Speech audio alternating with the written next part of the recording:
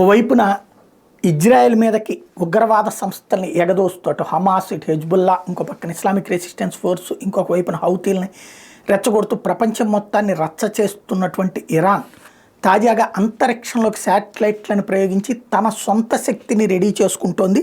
భవిష్యత్తులో జరగబోయే పెద్ద యుద్ధానికి గాజాలో హమాస్, ఇజ్రాయెల్ ఆర్మీకి మధ్య కొనసాగుతున్న భీకరపూర్ణ కారణంగా మధ్యప్రాచ్యంలో తీవ్ర ఉద్రిక్తతలు కొనసాగుతున్న వేళ 3 ఉపగ్రహాలను విజయవంతంగా అంతరిక్షంలోకి పంపినట్టు ఇరాన్ ప్రకటించింది.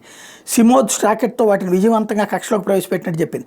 సెమ్నాన్ ప్రావిన్స్లోని ఇమామ్ కొమైనీ అంతరిక్ష కేంద్రంలో రాత్రి వేళ ఈ ప్రయోగం జరిపినట్టు తెలుస్తోంది.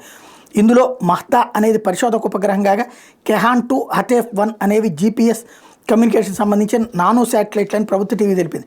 గాజాపై యుద్ధంలో సైనిక పరంగా జోక్యం చేసుకున్నప్పటికీ ఇటీవల జరిగిన ఇస్లామిక్ స్టేట్ భారీ ఆత్మాహుతి దాడి, ఇరాన్ అండదండలో ఉన్న హౌతీ తిరుగుబాటుదారులు విదేశీ నౌకలపై దాడులు చేయడం వంటి ఇరాన్ మత పెద్దలపై ఒత్తిడి పెంచింది. ఈ నేపథ్యంలో ఉపగ్రహ ప్రయోగాలు చేసినట్టుగా భావిస్తున్నారు.